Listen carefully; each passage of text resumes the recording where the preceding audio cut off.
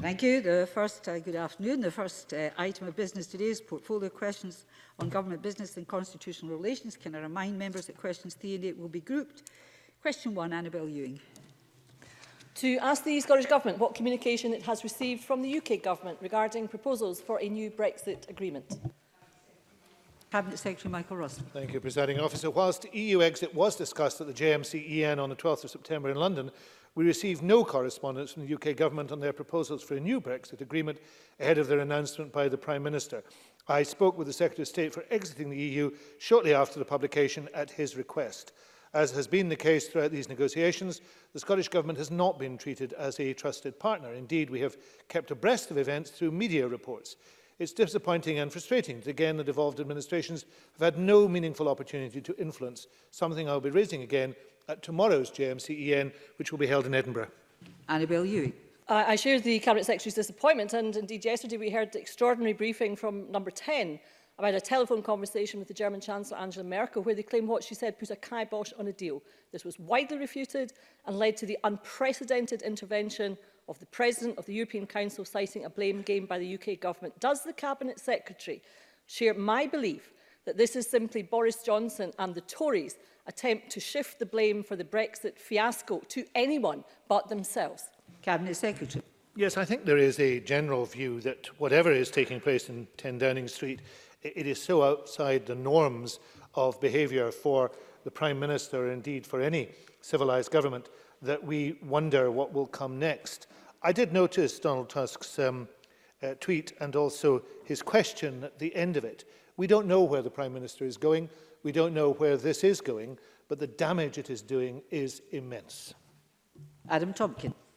Thank you, Presiding Officer. The Cabinet Secretary mentioned that there's a JMC-EN tomorrow in Edinburgh. Does he not welcome the fact that the JMC-EN is meeting tomorrow in Edinburgh? And as I understand it, he will be in the chair for that meeting. I think the first time, if I'm correct, Presiding Officer, that a non-UK minister has chaired a meeting of the JMC. Are these things not to be welcomed, and are these not opportunities for the Cabinet Secretary to raise with UK government ministers and officials precisely these kinds of questions?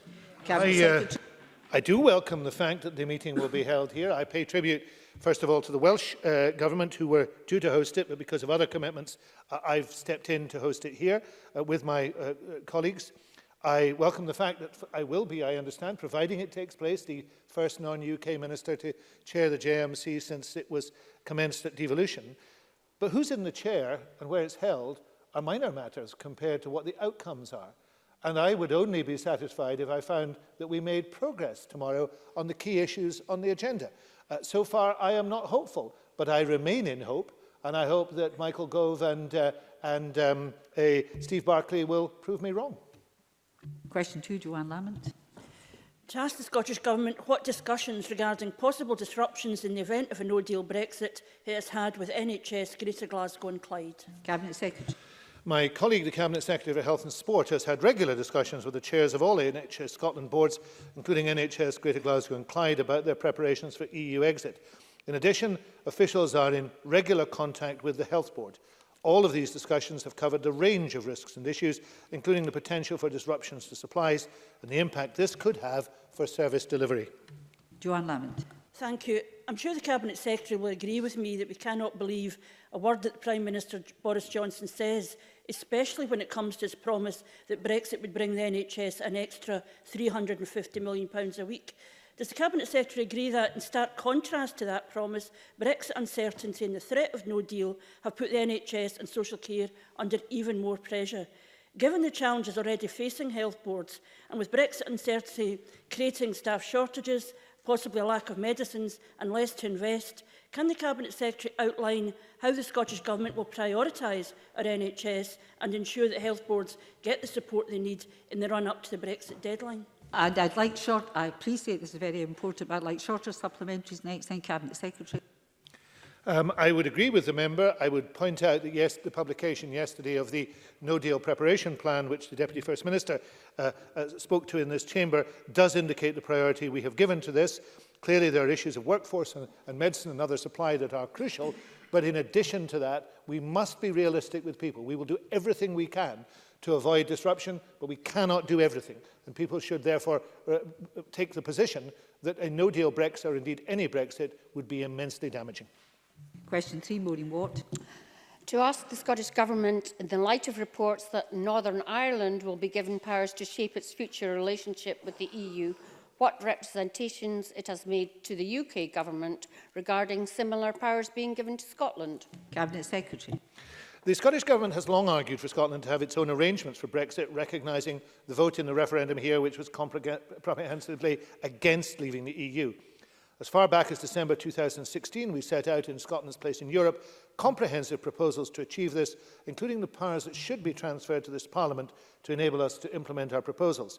The UK Government has shown not the slightest inclination to have serious discussions on what Brexit means for governance in these islands beyond their instinct to centralise and control. The proposals set out by the Prime Minister this week seem designed to fail, as they are demanding the EU abandon some core principles. The best way to protect our place in Europe and our relationship with the EU is for Scotland to become an independent member in our own right. Maureen Watt. I thank the Cabinet Secretary for that answer. As he said, the Scottish Government was the first in these Isles to publish a Brexit plan, which the UK Government ignored. It put forward a compromise position, which the UK Government also ignored. The Tories have ignored the voices of 62% who voted to remain and ignored their trouncing loss earlier this year in the EU elections. Isn't it as simple as this? Excuse me a minute. I'll decide when the questions to come. I don't need you to tell me. Ms Watt. Thank you, Presiding Officer. Isn't it just the case that the people of Scotland should have their say in their own future? And if the UK Government continues to ignore the voters, wrong. It's the voters who will take the future into their own hands as an independent country. Naughty, Ms Watt. That was long. I don't want long supplementaries. I know you will be good Cabinet Secretary. I'm almost too nervous to speak now. I said almost too nervous to speak, just in case Joanne Lamont thought I might not be wishing to. One of the many tragedies of the Brexit situation is the refusal of the Prime Minister, any Prime Minister, to listen to what is being said to them, either from Scotland or from Wales or from Northern Ireland or indeed from their own party. That is one of the root causes of why we find ourselves in this position. It is absolutely essential that the voice of Scotland is heard, and the voice of Scotland needs to be heard on a simple question. Do they want to exit the EU with all the chaos with the UK, or do they wish to be a normal independent state in the EU? That is the core question. I know which side I'm on. Question 8, Colin Smith. Thank you, President Officer. To ask the Scottish Government what discussions it's had with the UK Government regarding the impact on Scotland of Northern Ireland having a different economic relationship with the EU than the rest of the UK. Cabinet Secretary. I have actively raised this particular issue with the UK Government at meetings of the JMC-EN and bilaterally. We've always made it clear we support the Good Friday Agreement absolutely and in its entirety, and the need to maintain the invisible border on the island of Ireland. It should be noted that as far back as 2016, and completely separate from any discussion about Northern Ireland, the Scottish Government put forward plans to keep Scotland in the single market, but these were rejected out of hand by the UK Government. Any form of Brexit will be damaging to Scotland. It is now clear that the UK Government favours a much more distant, long-term relationship with the EU than even that envisaged by Theresa May. It will have a very damaging impact on Scotland and the Scottish economy. Colin Smith. Thank you, President Officer, and I thank the Cabinet Secretary for that answer. Whether we end up with the UK Government's latest half-baked proposed deal or we crash out with a devastating no deal, there will be a unique impact on the ferry port of Cairnryan in south west Scotland. So can the Cabinet Secretary say what support has been provided by the Scottish Government to best mitigate the impact on communities in the south west Scotland of that challenge? Cabinet Secretary. I'm aware that each part of Scotland will have its own questions and its own difficulties, and indeed we have today released an online tool that will allow any member, any person in Scotland to look at the impact in their own communities, and it is interesting how varied that will be. All those impacts will be negative, however. The Deputy First Minister indicated yesterday, for example, in the South West, that the Stranraer, unused part of Stranraer Port would be used for marshalling lorries in the event of demand in the South West. There are issues of security that need to be addressed if there was to be a border in the Irish Sea. There are a range of other issues that need to be addressed for each part of Scotland. We will do so, but I stress again what I stressed with Joanne Lamont. We will do everything we can, working with members and others, but we cannot do everything in these circumstances. Question 4, Jenny Gilruth. Thank you, Presiding Officer. To ask the Scottish Government what assistance it is providing to EU citizens to stay in Scotland ahead of the 31st of October. Minister Graham Day. Presiding Officer, the Scottish Government has committed over £1 million to support EU citizens, including £800,000 over 3 years to Citizens Advice Scotland's EU Citizen Support Service, which provides advice and information. In April, we also launched Stay in Scotland to provide information, advice and practical support on the EU settlement scheme, including £250,000 for community support across Scotland. Jenny Gilruth. Thank the Minister for that response. In Fife, fewer than a third of our 10,000 EU nationals have applied for settled status. Wouldn't it provide much more security and peace of mind for thousands of my constituents if the Tories scrap the scheme? And if they won't, does the Minister agree that voters should have the chance to throw Boris Johnson's party out of number 10 and to decide Scotland's future as an independent member of the European Union? Absolutely. Minister. Presiding Officer, I know that Jenny Gilruth has herself sought to provide peace of mind for her EU national constituents as far as that's possible by holding her own advice event, and I commend her for that. I know a number of members around the Chamber have done that sort of thing. But certainty around this should be coming from the UK Government. They could disapply the requirement to 5 years residence and remove pre-settled status altogether. And I was struck, Presiding Officer, if you allow me, by the comments of Daniel Hannan, Conservative MEP, a Leave supporter, when he said, "I've had cases of EU citizens myself being denied settled status despite living here for years. This is a breach of the assurances I and other Leavers gave during the referendum." Presiding Officer, with regards to the points about Boris Johnson and independence, it will not surprise anyone in the Chamber. I concur with those views. Emma Harper. Thank you. To ask the Scottish Government what steps it has taken to encourage and support EU citizens from rural Scotland to apply for settled and pre-settled status. Minister. Presiding Officer, of course, immigration, as we know, is a reserved matter under the devolution settlement, including the operation of the settlement scheme. But we are taking a number of steps, those I mentioned earlier, and we have the Stay in Scotland campaign, which I would encourage everyone in the Chamber to promote actively in their constituencies. That was launched by the First Minister in April to raise awareness of the settlement scheme in Scotland. There's a good deal of publicity around that. There's a number of different elements to it. This covers rural and urban based EU nationals, but Emma Harper's right to particularly highlight the issue of rural-based folk, because very often, as well as being valued friends and neighbours, they are particularly important to those local economies. Question 5, Claudia Beamish. Thank you, Presiding Officer. To ask the Scottish Government, in the event of a no-deal Brexit, what immediate environmental governance mechanisms it will put in place. Minister. Presiding Officer, in the Scottish Government consultation paper published in the spring, we made clear that we were considering appropriate interim governance measures should the UK Government take us out of the EU without a withdrawal agreement. The Scottish Government is totally opposed to a no-deal outcome because of the severe damage it will cause. We will, however, do all we can to protect the natural environment in this eventuality. Claudia Beamish. Thank the Cabinet Secretary for that answer. A no-deal Brexit would indeed leave our environment at risk of in so many areas, not least of potential unscrupulous actors. DEFRA has committed to an interim governance arrangements in the scenario of no deal. And while I strongly believe there should not be a no deal and will campaign in a public vote for Remain, in this instance, will the Cabinet Secretary confirm that the Scottish Government will publish its interim and long-term proposals for environmental governance quickly if we do have the dreadful no deal? Minister. Indeed, Minister, not Cabinet Secretary, but I appreciate the promotion.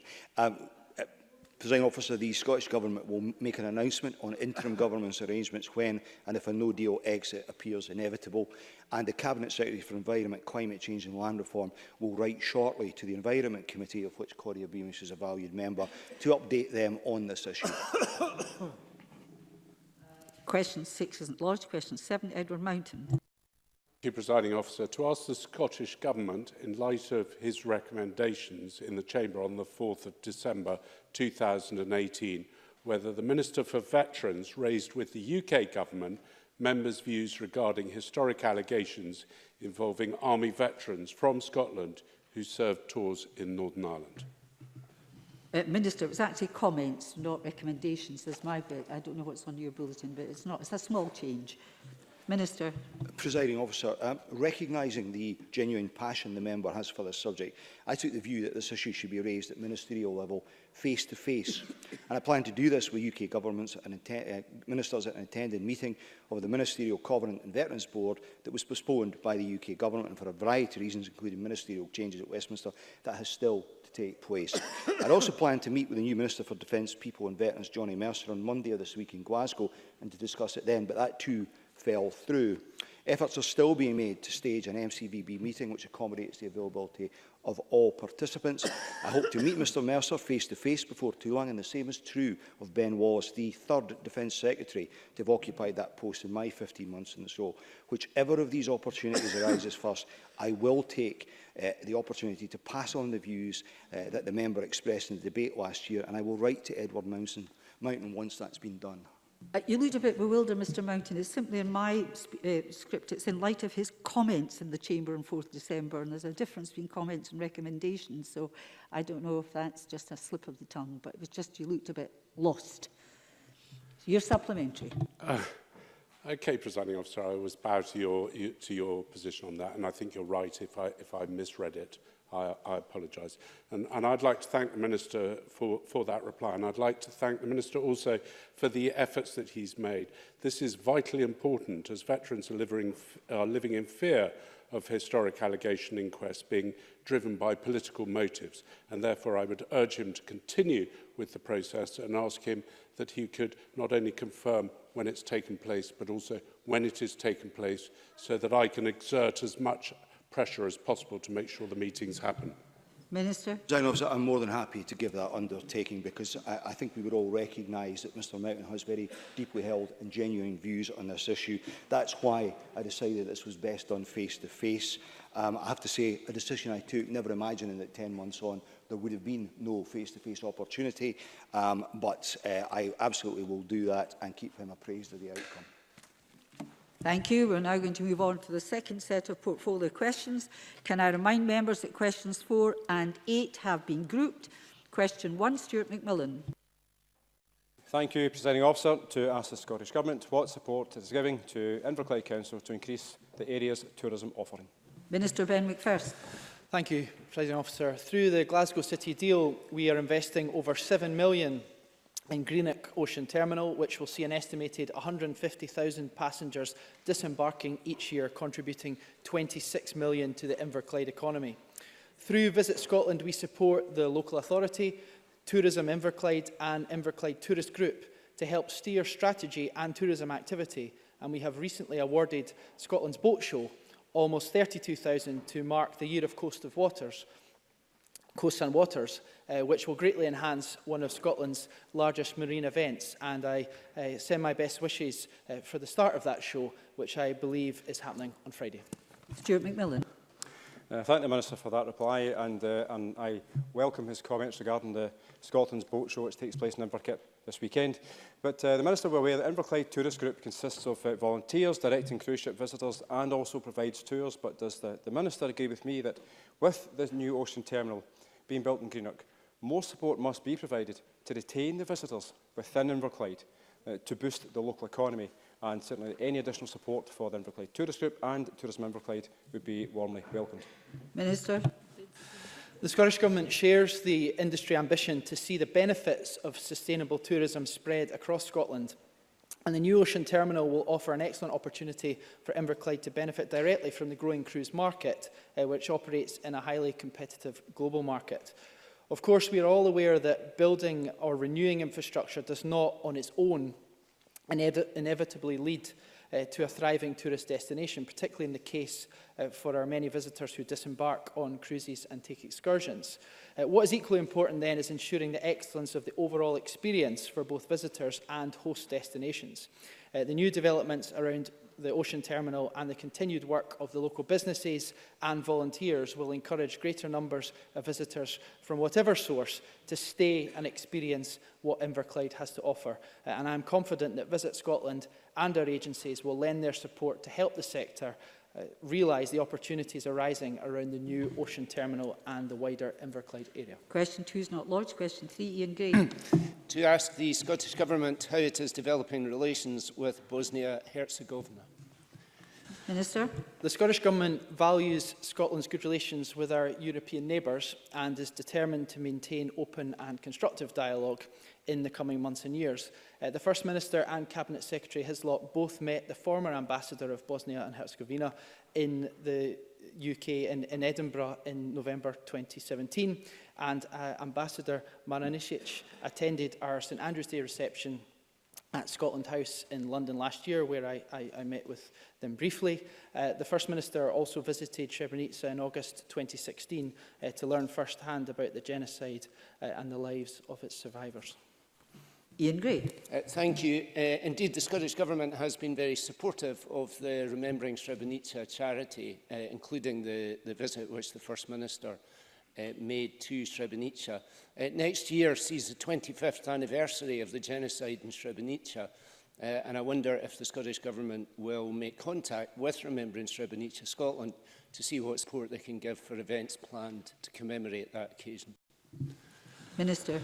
Thank you, Ian Gray, for that question. We support the Remembering Srebrenica charity and have allocated £25,000 of funding for 2019-20 as part of the Promoting Equality and Cohesion Fund to support its work. The charity organises events to mark Srebrenica Memorial Day, raising public awareness and with the aim of countering discrimination and building stronger community relations. And both myself and the wider government would welcome correspondence from the charity about what their plans are for the 25th anniversary. And I'm sure both as a country and as a parliament we'll come together to remember that significant anniversary. Question 4, Stuart Stevenson. To ask the Scottish Government what discussions it's had with the UK Government regarding the reported decline in the number of European tourists visiting Scotland due to negative perceptions associated with Brexit. Again, please read what's on the bulletin. Minister.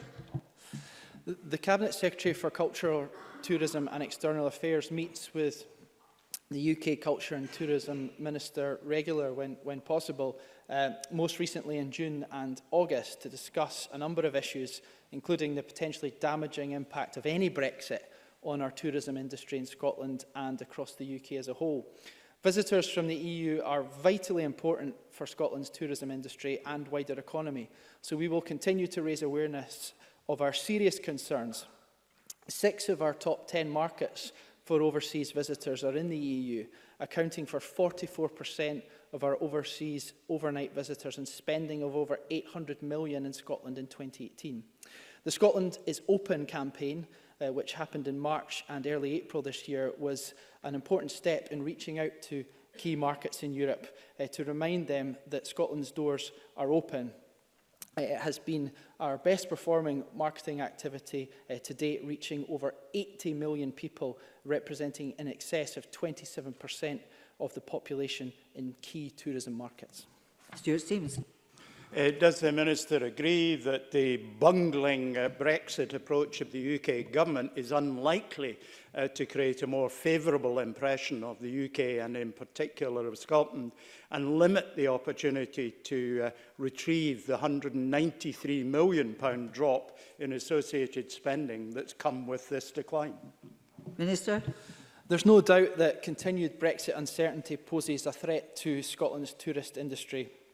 Recent figures published by the ONS for the year March 2019 showed a 3% decrease in European visits to Scotland and related fall in expenditure. And a recent study published by Visit Britain earlier this year indicated that 44% of European respondents expressed concern about the uncertainty around travel arrangements due to ongoing negotiations. Scotland and the Scottish Government did not choose to leave the EU. It's something we continue to oppose. However, as a responsible government, we will continue to do everything we can to prepare and to continue to support Scotland's tourism industry. Question 8, Colin Beattie. Thank you, Presiding Officer. With incredible similarity, to ask the Scottish Government what the impact has been on the number of EU tourists to Scotland this year and any uncertainty caused by Brexit. That's why they're grouped together, Mr Beattie. Minister. As I indicated in my response to Mr Stevenson, European visitors are essential to the success of Scotland's tourist industry, with EU countries accounting for 6 of our top 10 overseas markets in 2018. Although overseas visitor numbers have increased in recent years, data for the year to March 2019 suggests European visitor numbers fell by 3% compared with the previous year. It is clear that continued Brexit uncertainty poses a threat to our vital tourist industry, and that is why we will continue to work to support the industry to ensure that Scotland offers a warm, welcome and high-quality experience for all visitors. Colin Beattie. It's hard to deny that Brexit will result in barriers to those visiting Scotland and all that we have to offer here. How is the Scottish Government acting to mitigate the negative effects of Brexit on tourism, one of Scotland's most vital industries, and welcoming those who wish to visit? Minister.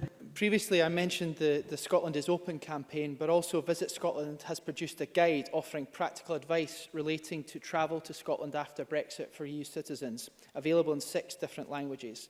This will help ensure that potential travellers are not deterred by uncertainty relating to visas and/or other issues.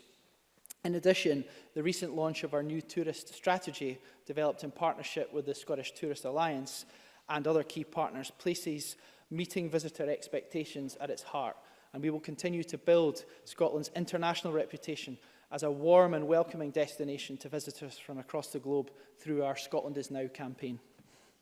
Question 5, Gordon Linhurst. To ask the Scottish Government what it is doing to encourage young people from disadvantaged backgrounds to engage with culture and heritage. Minister. The Scottish Government and Creative Scotland fund and deliver a wide range of programmes which encourage young people from disadvantaged backgrounds to engage with culture and heritage. Examples include Time to Shine, our National Youth Arts Strategy and the Youth Music Initiative. Other examples include our funding for Systema Scotland, the work of organisations with young people from disadvantaged backgrounds who receive regular funding from Creative Scotland, outreach and engagement from our national collections, and Historic Environment Scotland's education visits policy. Gordon Linhurst. I thank the Minister for that answer, but the Scottish Government promised a Cultural Youth Experience Fund in its 2016, 2017, 2018 programmes for government, but not apparently in this year's document. Can the Cabinet Secretary tell us when that fund will actually happen? Minister. As the Cabinet Secretary, Fiona Hislop, has indicated both in the Chamber during portfolio questions on the 12th of September and at the Culture Committee pre-budget scrutiny meeting on the 26th of September, we have deferred introduction of the fund while the budget constraints continue.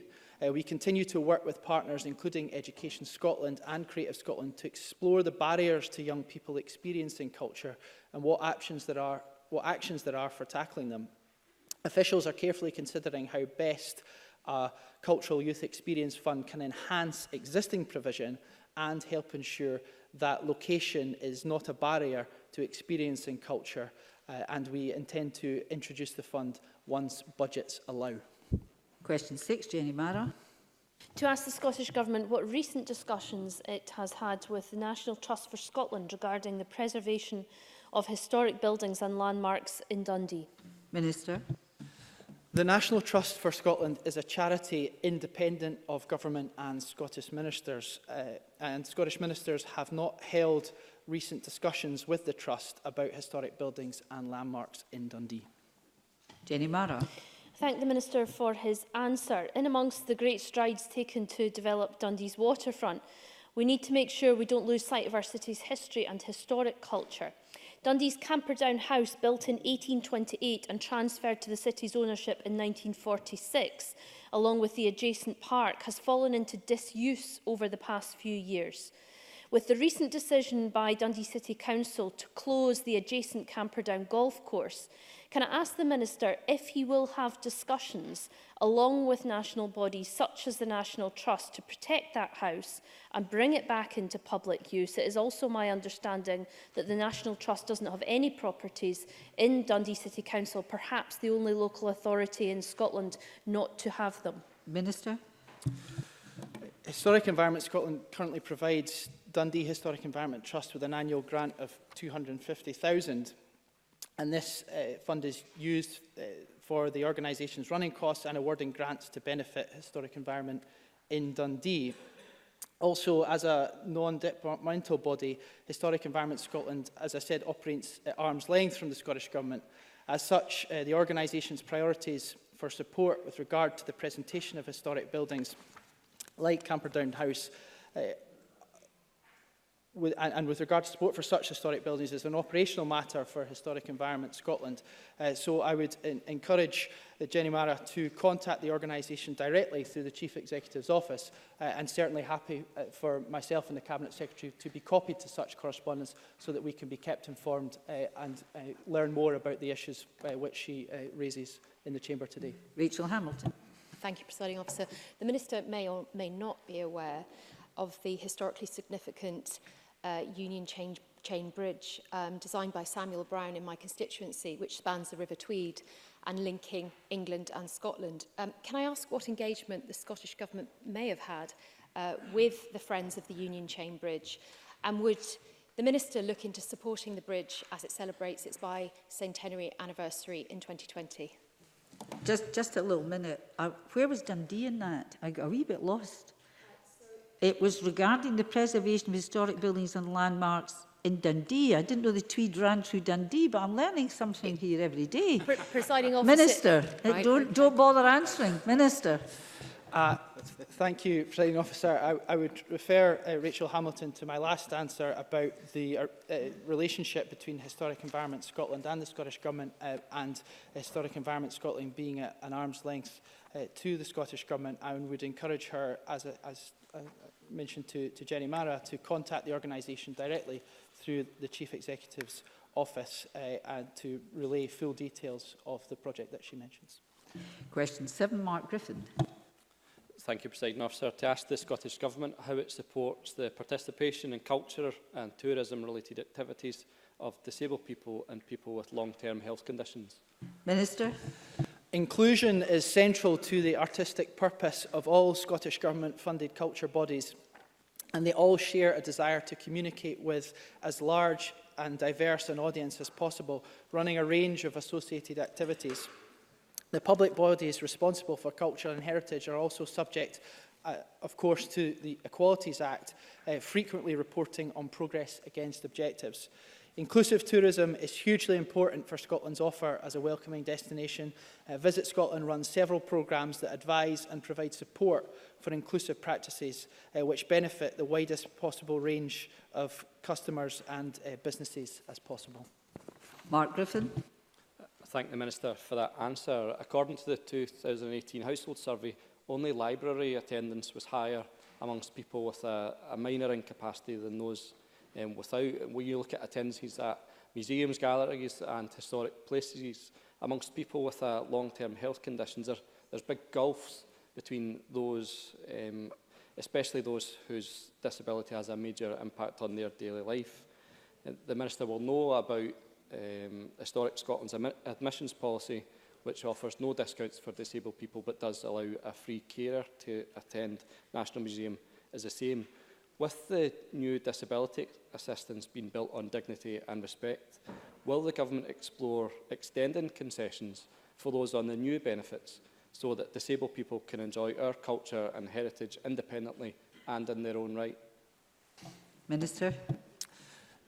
The Scottish Government know that actions are important in terms of making a difference when it comes to accessibility, the Equalities Act, and also making sure that we are taking forward the actions in the Disability Delivery Plan.